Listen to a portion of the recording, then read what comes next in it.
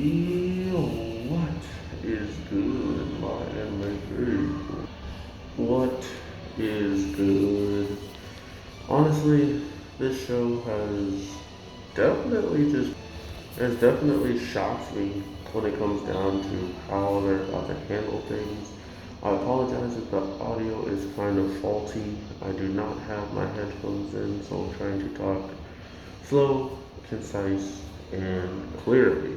But that being said, it's very clear to me this was a huge setup for the future of what's going to happen between our main character and this girl who he truly believed in, just to have her do the unthinkable and become his top enemy.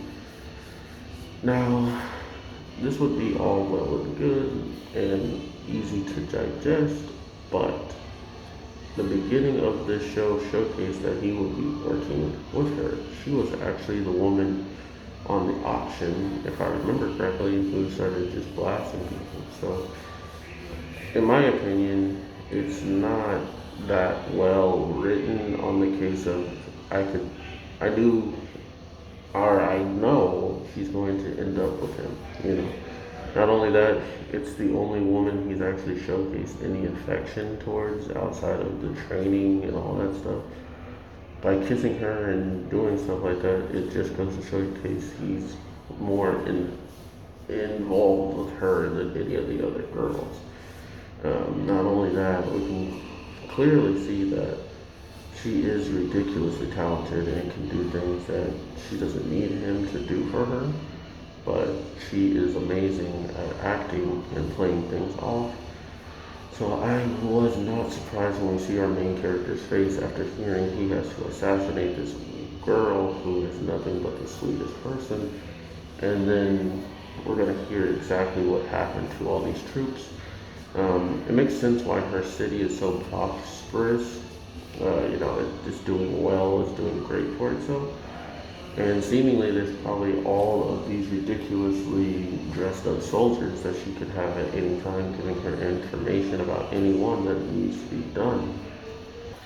And if not, she can easily find that information through the connections of her name alone, reaching out to the other towns. They would be obligated to either do it for the money or do it because it would just help their popularity be better if they have that much power on their side. Overall, though, man, this show is getting really, really good with that twist. I did not expect to get something so crazy in the sense of I thought she was just going to be the next big ally that we achieved, but all of a sudden she has become the biggest villain who needs to be assassinated, or she's being put in the forefront of someone else's crimes. So she's the one that looks bad, but at the end of the day, someone else is actually pulling the strings. I wouldn't be surprised if you see that as well.